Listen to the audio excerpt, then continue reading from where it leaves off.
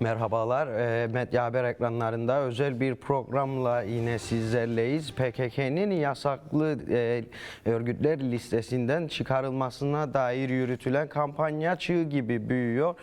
Özellikle uluslararası, internasyonalist bir kampanyaya dönüşen PKK'nın Avrupa'da yasaklı örgütler listesinden çıkarılmasına ilişkin devam eden kampanyayı değerlendirmeleri açısından, kampanyanın önemi açısından sohbet edeceğimiz hem Almanya'dan hem de Fransa'dan bugün konuklarımız var.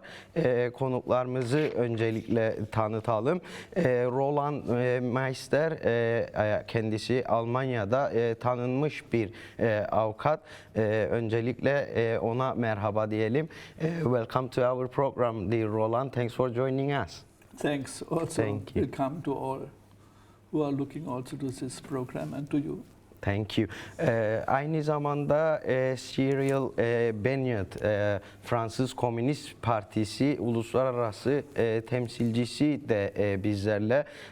Fransa'daki kampanyanın Fransa'daki ayağına büyük katkısı var. Dear Cyril, thanks for joining us. Thank you for accepting that interview. Thank you for inviting me. Thank you. Aynı zamanda Lucas Itil bizlerle De Linke partisinden, Sol Parti'den Almanya'nın Arlen bölgesi sözcüsü kendisi. Ona da merhaba diyelim. Dear Lucas, thank you. Thanks for coming here. Thanks for inviting me. Thank you.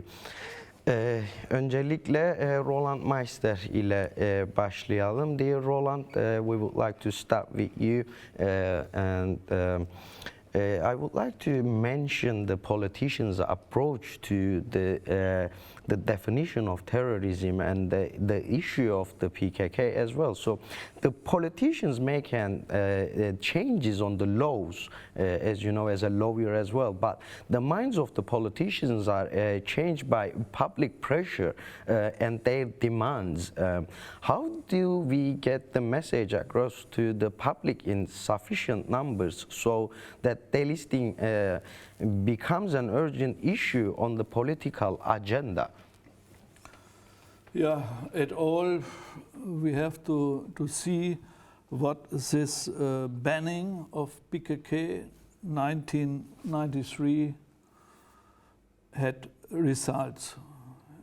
Many thousands of people in Germany, for example, get repression. Many are accused.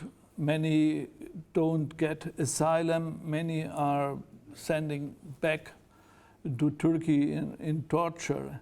And this is the reality also now, after 28 years.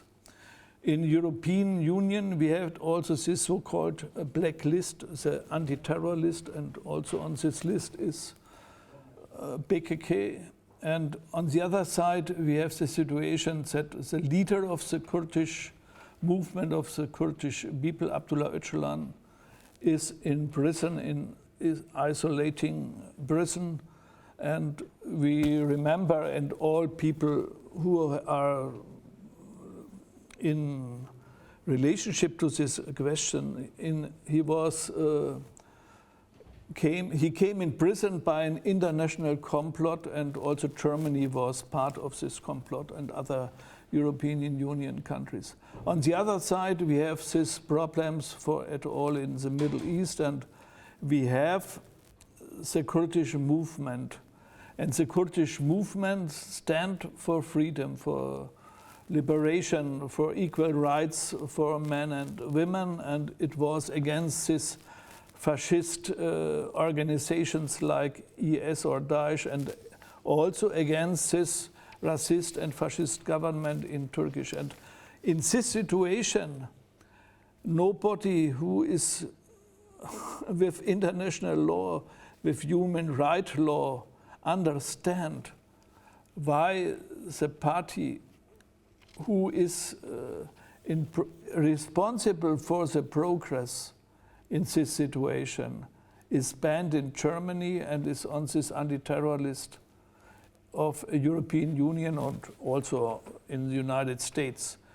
Because this is not good for the coming development. It's necessary that this party and also the leader of this party came free, and the banning will be cancelled, because it's necessary for development in the Middle East, mostly in the Turkish in the Turkish state, but also Iraq, Syria, Iran, and all these other countries, to came to a society who is more free. Yes, and so it's a real important actual question that this banning had to came to an end. Yes. Thank you. Dear Lucas, would like to continue with you, as the Mr. Roland mentioned that the PKK is looking for a peace and peaceful solution. And why do you think still the PKK is kept in the forbidden organizations list? What's the reason for that? Well, especially Germany has a long history of a strategic partnership with the Turkish state, and the Turkish state is quite clearly opposed to a peaceful solution, and quite clearly opposed to Kurdish freedom, to the Kurdish movement. And out of this long-standing strategic partnership between the German and Turkish state, the PKK is banned in Germany.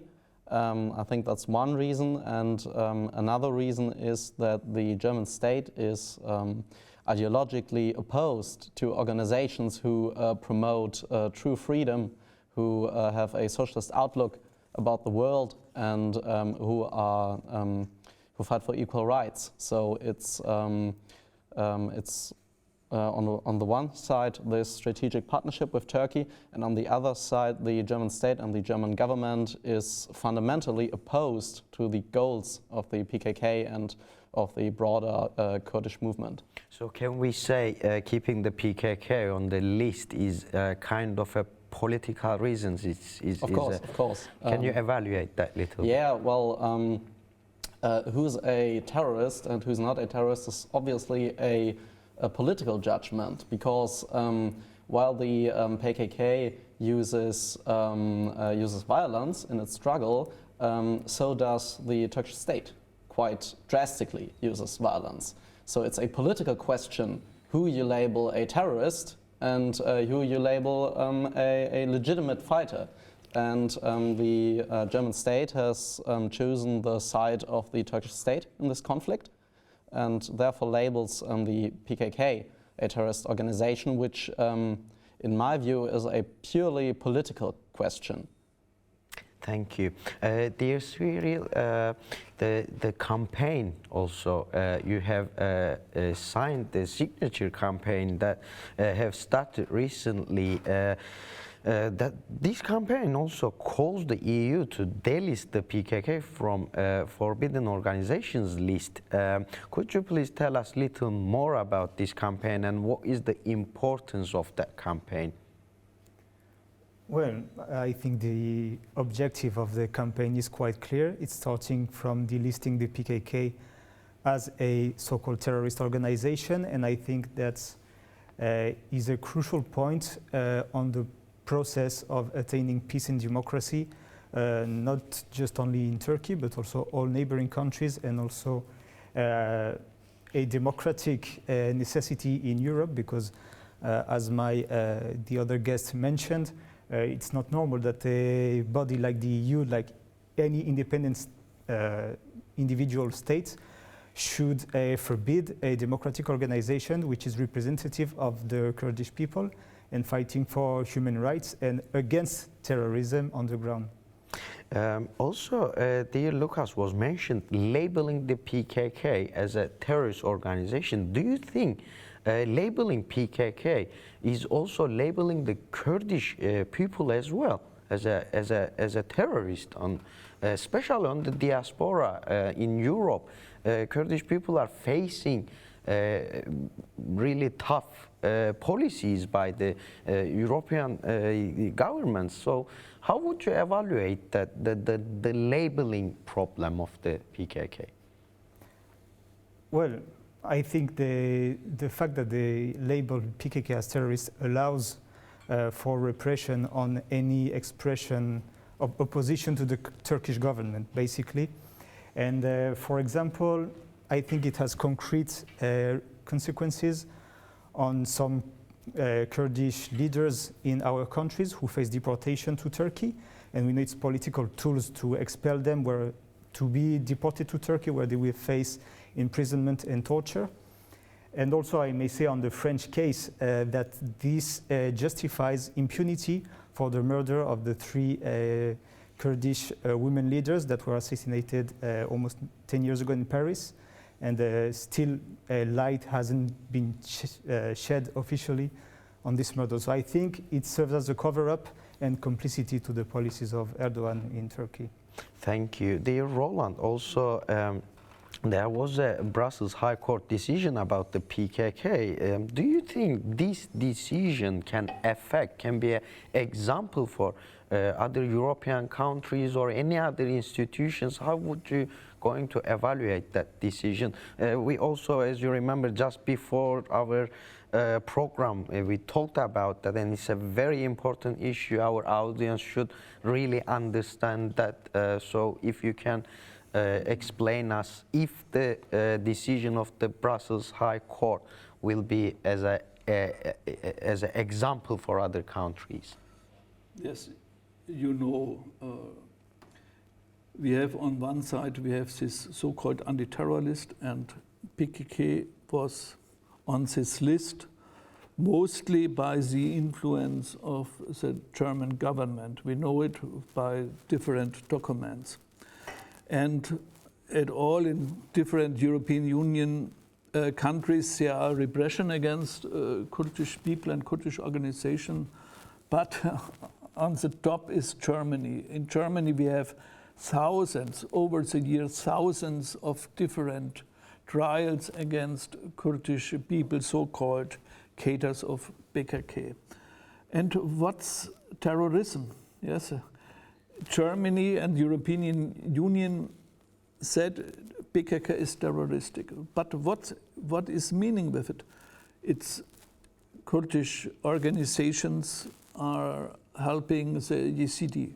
They are defending Kobane against fascist IS. And that's the problem, that it can't accept it, that the liberation struggle or anti-fascist struggle is terrorism.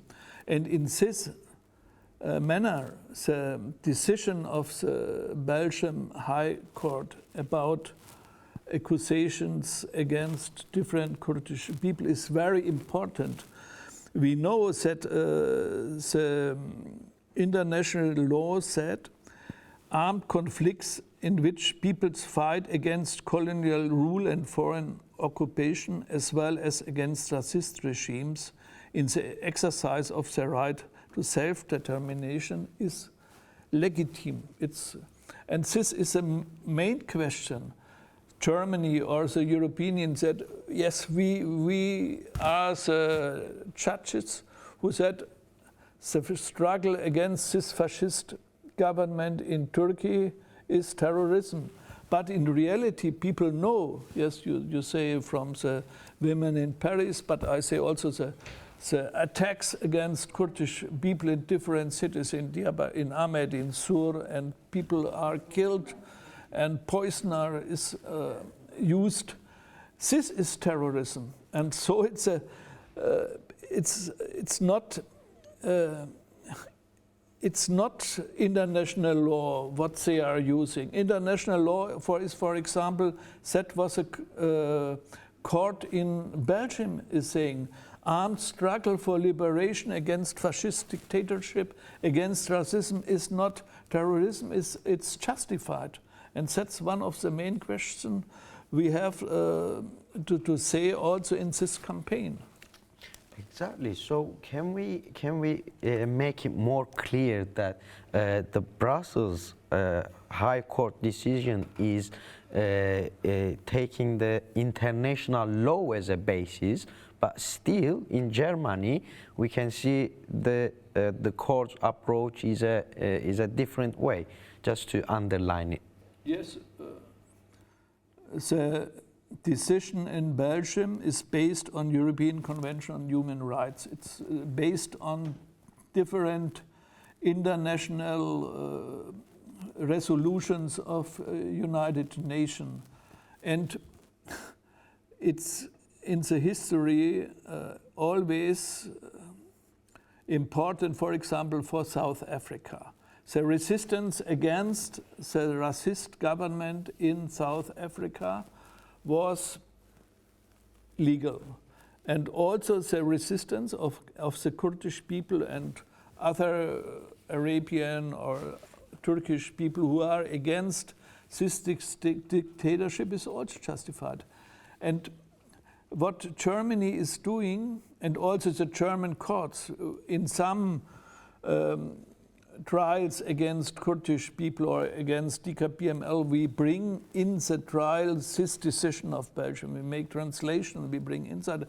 And the German courts said, and also the German government, we are not interested by this decision.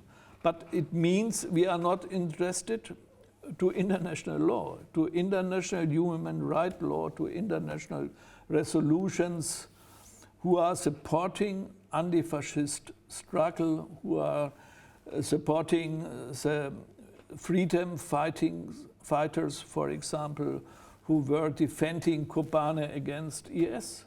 We have cases, members of these women self-defense organizations who were active in Kobane, who were accused in Turkey because terrorism. In Germany, they don't get asylum because German court said they are terrorists. And this can't accept it in future. And so the campaign is very important. It's not a campaign only for the Kurdish people. It's also a campaign for justice. So I think that's important. Thank you. Thanks for making this clear. It was very important to mention that, dear Lucas, Turkey is getting more and more aggressive in its treatment of the Kurds. This must have a bearing on how Western allies view the Kurds. There is a relation. So what can we do to shame our governments into acting in favor of the values of human rights and justice that they claim to uphold? Well, I think the old German government and the new German government will only respond if they are put under pressure. So the protests in many German cities, in French cities, all over the world, in solidarity with the Kurdish liberation movement, I think they are very important. Even though we are protesting for years and years, it's very important to keep up the pressure. And I think in order that our governments respond to that pressure, we must connect the Kurdish struggle to our liberation struggles in Germany, in France, all over the world. Because if Kurdish feminists, Kurdish rights activists join up with German feminists, with French feminists, and so on, then we can really develop that strength that is needed that the European governments act and end their shameful support for the Turkish aggression. They end their shameful supply of weapons to the Turkish state. So when a few years ago Turkish forces attacked Rojava in Afrin, that were German tanks that were attacking, and the German the left in Germany, we are making targeted campaigns against the weapons manufacturers who build these tanks. And I think all these are steps that are really important to put pressure on the companies who are developing these weapons to stop that. We put pressure on our government to stop that, to lift the ban of the PKK and to end the diplomatic and economic support for Turkish aggression. And I think with these court rulings, we are seeing finally some kind of movement. We are not quite there. The PKK is still illegal, but we are making gains. I believe that we have a real chance, if we keep on fighting, that we will see great gains in the near future. Actually, you bring the topic to a very important situation, the arms trade of between Europe and Turkey. So, as we know, the rain metal from Germany, the biggest arm producer and trader, is one of the biggest supplier to Turkey as a weapons. And do you think the German government is using the definition of terrorism against the PKK also for the economic profit as well? Yeah, I think it's... So we can say that keeping PKK on the list is kind of they benefiting from this. Yes, of course. They are making over the years billions in exports of weapons to the Turkish state, to the Turkish army, and there's obviously a very real economic incentive for the German government to keep banning the PKK. And I believe that's a great factor why the PKK is still banned. And I'm very hopeful that the German initiative there's a left-wing initiative, Disarm Rheinmetall, against this specific company. They are regularly protesting against this company. They are blockading the supply chains of this company, and I really hope we can hurt them enough so that they stop their weapon supply. Thank you. Dear Cyril, let's continue with you. Many changes are taking place in governments across Europe. We can observe that the right-wing parties are rising on the government. So Merkel is no longer in power in Berlin, and Macron in France is facing a general election in April. So will these changes mean any change of policy regarding the PKK and Turkey, do you think? Well, it's a bit of a complicated question because we don't know the outcome of the election in France, and for other countries it would be on the national basis that we should evaluate. But I will speak about France. I think a real change regarding the attitude towards Turkey would only come if we had a change in general politics in the country. Unfortunately, what we see now, as you mentioned, is that the right and the right wing are on the rise in the country, in France. And all of these, although they may disagree on some points or pretend to disagree, I think they unite on the fact that they don't want to change the way French foreign policy is oriented. For example, they don't want to quit NATO. And we all know that Turkey is a big partner in NATO. So that's one point. And the other point is that, as you know very well, right-wing politicians like to use the fear of migrations, immigrants in their public discourse. And we all know the role that Turkey is playing, presenting itself as a barrier against illegal immigration, with all the human rights violations that this entails, and playing a similar role as Morocco, Libya, other oppressive regimes. So unfortunately, if we were to continue having Macron or the classical right wing or the extreme right, I don't think it would change, but I will follow on what Lucas said, that I think even though we don't have the change we would like to at the level of government, we have to keep promoting this, supporting this campaign and the struggle of the Kurdish people, because we all know the hypocrisy of labeling PKK terrorism when we know in our flesh what terrorism is in Europe. I think in Paris, for example, but many cities, many countries, we have had terrorism. And those who fought these jihadi terrorists on the ground were Kurdish forces. Also, if you want to stop migrations, forced migration, you have to have peace. And Kurdish forces, whether in Syria, in Turkey, are a inevitable central factor of peace. So these are arguments that we have to put forward in the debate, whether the government is right-wing or left-wing. Very short, very briefly, why do you think also the PKK is still in the list? Very shortly. Well, I think it's because European countries maintain this close relationship with the Turkish government, and they want to align with the government based on a series of elements that I mentioned, like NATO, control of migrations. Well, way back to the Cold War, when Turkey was like the bulwark of capitalism in the Middle East.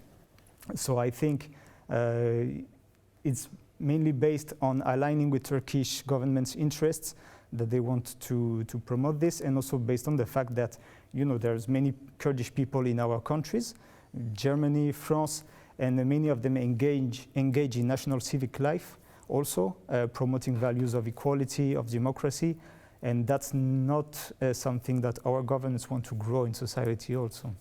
Thank you, dear Roland.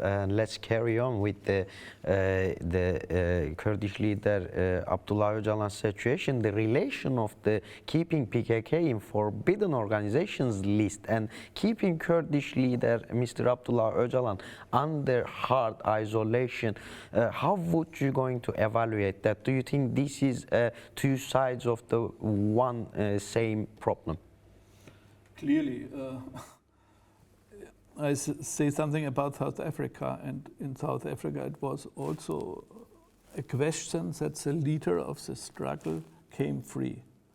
And also in Middle East, in Turkey, and in Europe at all, it's a main question that Öcalan came free because he's recognized overall as leader of the Kurdish freedom struggle, as leader of the Kurdish movement.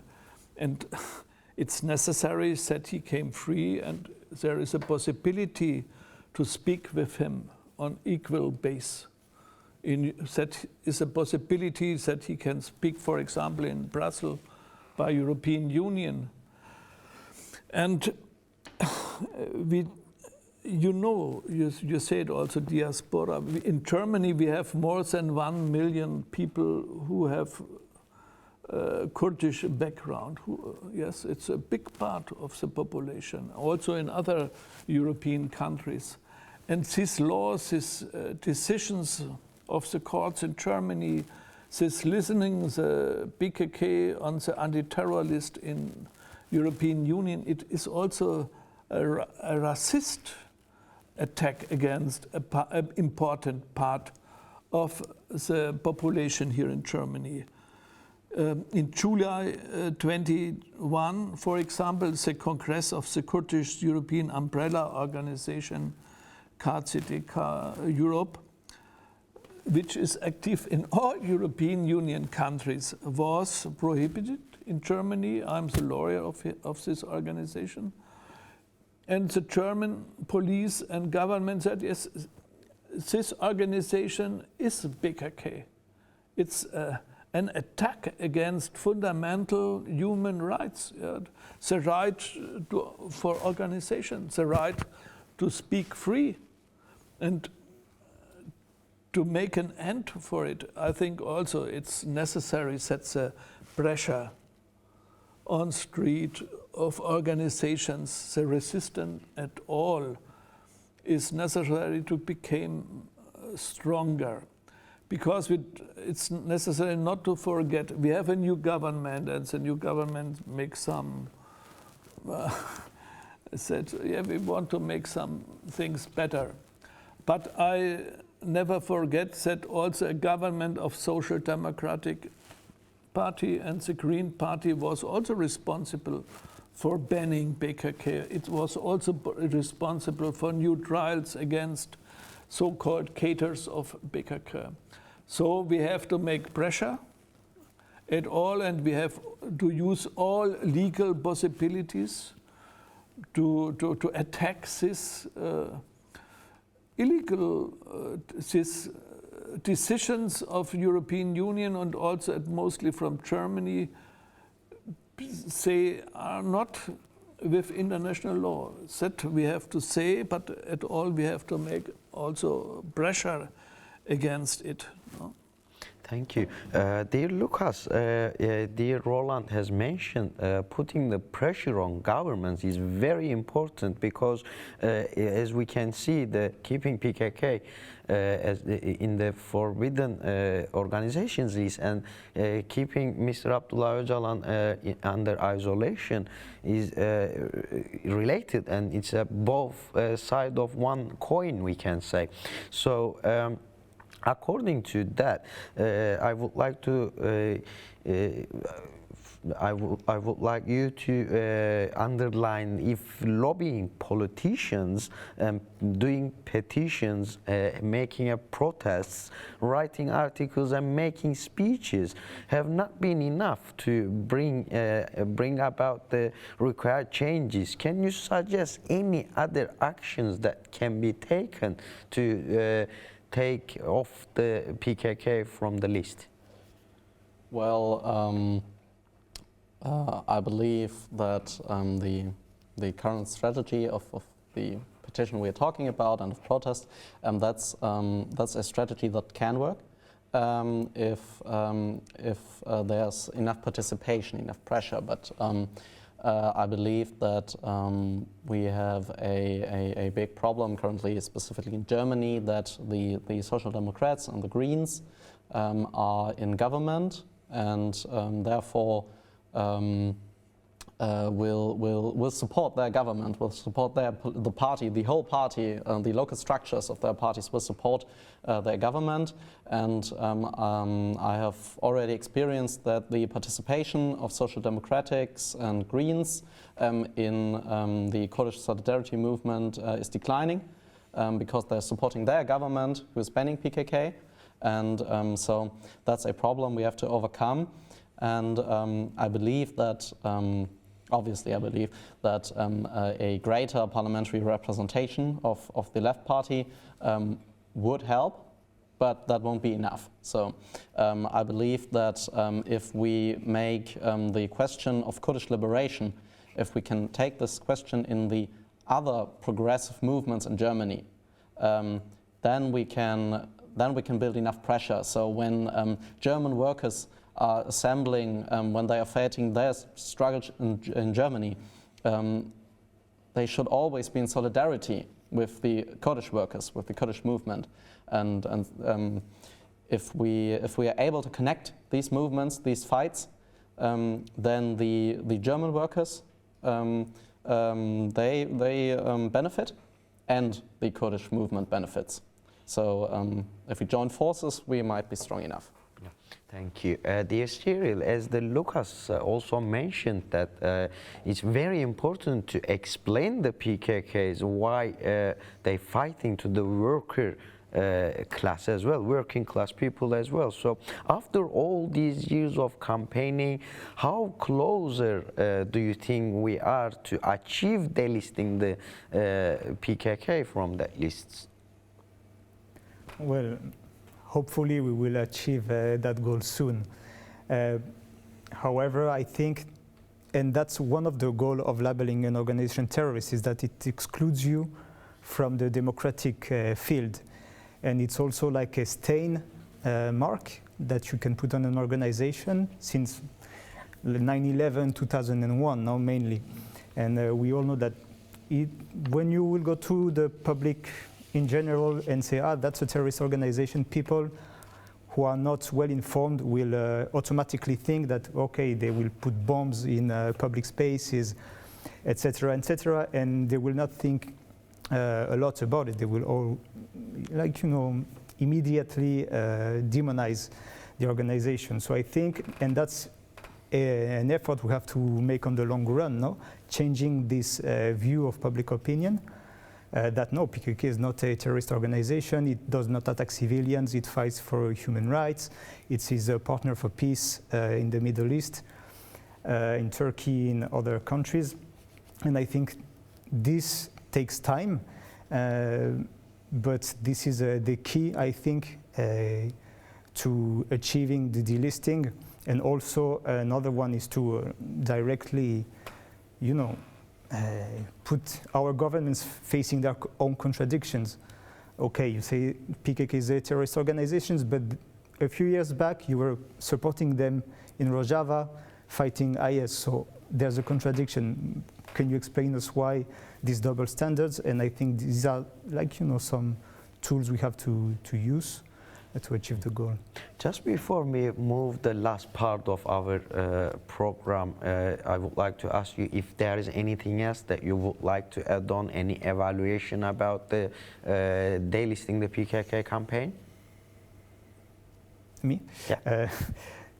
Yes, just to reaffirm our full commitment as a French Communist Party to pursue this campaign, to pursue the fight for peace and democracy, not just for the Kurdish people, but also for the Kurdish people, but all the peoples of Turkey, to stop nationalist, fascist attacks favored by the Turkish government, including in our countries.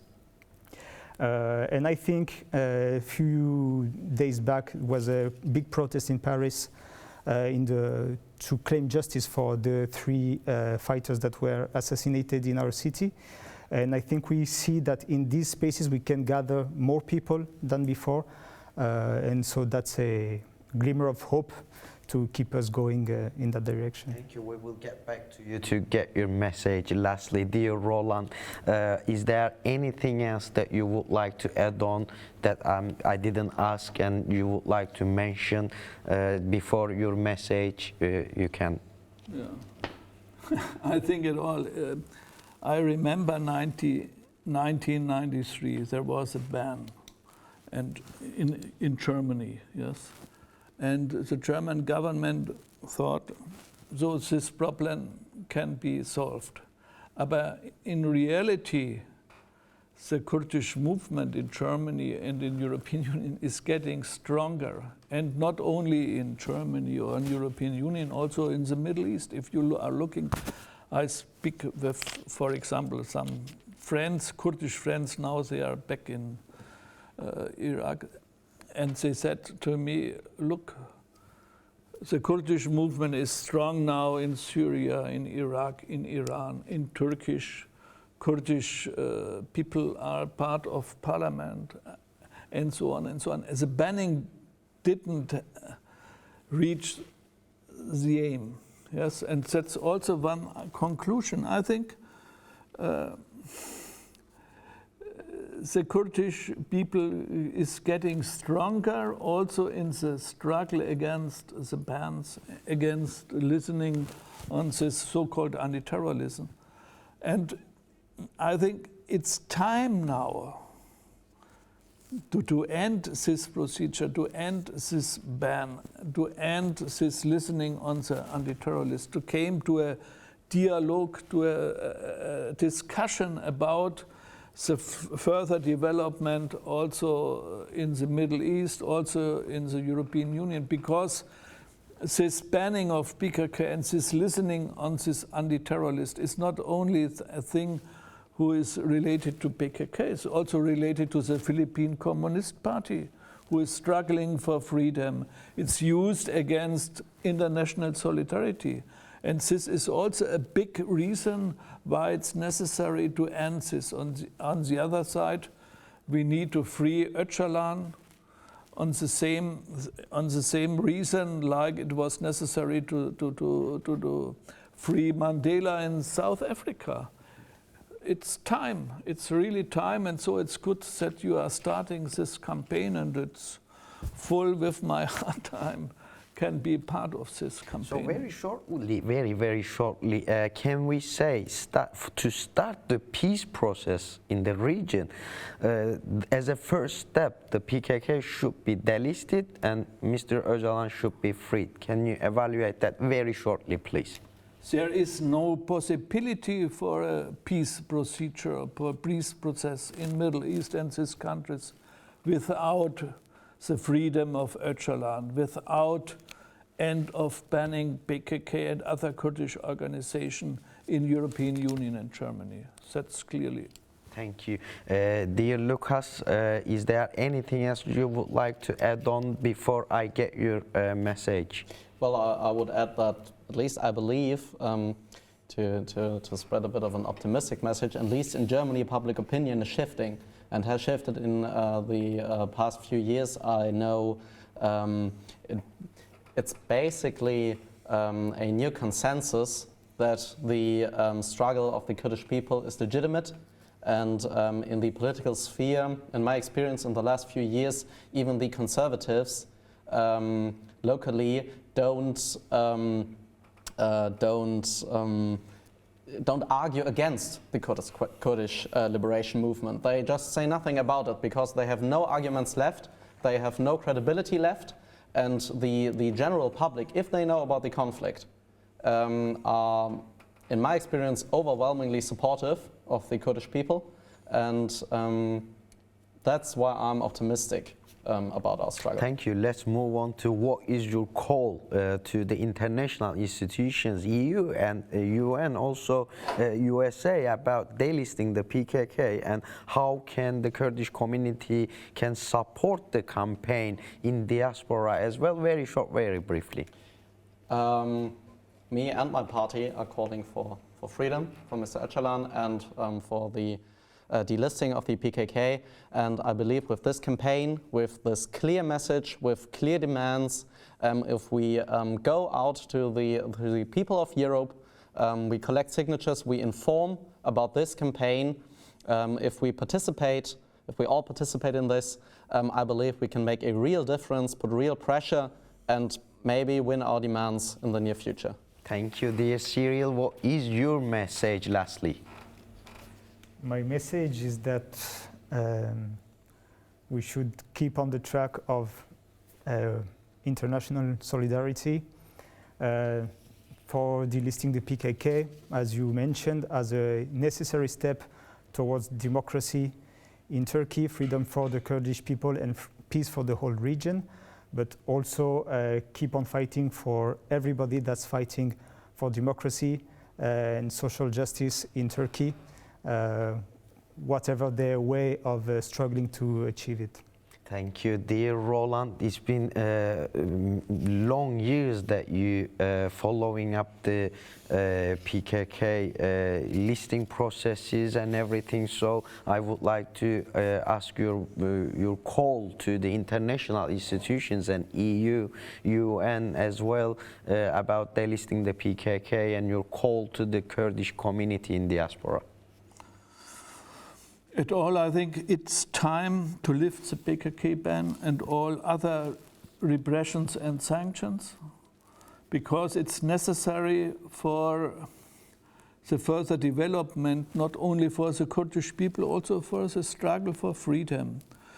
At the moment, it's a deep crisis all over the world by economic and other questions. We have this corona question.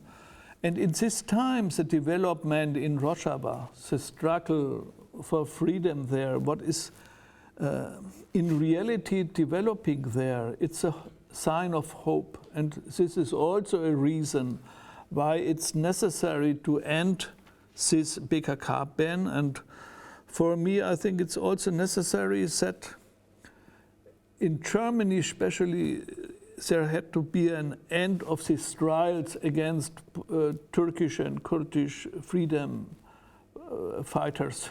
As it's necessary they came free, and they had to be compensated to be in prison for a long time. Some, for example, Muslim Elmer from TKBML, he gets 6 years and 8 months to be a communist who was in resistance against this reactionary Turkish government. So it's necessary, let's work together, let's fight together to end this banning, the listening, and to bring Öcalan in freedom and to make a big step forward in the struggle for peace and freedom. Dear Roland Meister from Germany, lawyer, thanks for joining us today. Dear Cyril Benyat, French Communist Party International representative, thank you as well. And Lucas Ethel, spokesperson for the Linke in the region of Arlen, thanks for joining us. Thank you for your valuable comments. Thank you. Evet, değerli Medya Haber izleyicileri, bugün yine özel bir programda PKK'nin Avrupa'da yasaklı örgütler listesinden çıkarılmasına dair çığ gibi büyüyen kampanyayı konuştuk. Enternasyonalist bir kampanya, uluslararası bir kampanyaya dönüştü. Giderek büyüyor kampanyanın önemi. Yine Kürt Halk Önderi Sayın Abdullah Öcalan'la PKK'nin Abdullah Öcalan'a uygulanan tecrit ve PKK'nin listede tutulmasının ilişkisini de konuştuk. Roland Meister Almanya'dan avukat bizlerle oldu. Cyril Benyat Fransız Komünist Partisi'nin uluslararası sözcüsü ve Lucas Ethel Delinke Partisi'nden bir sözcü olarak bize katıldı. Teşekkürler.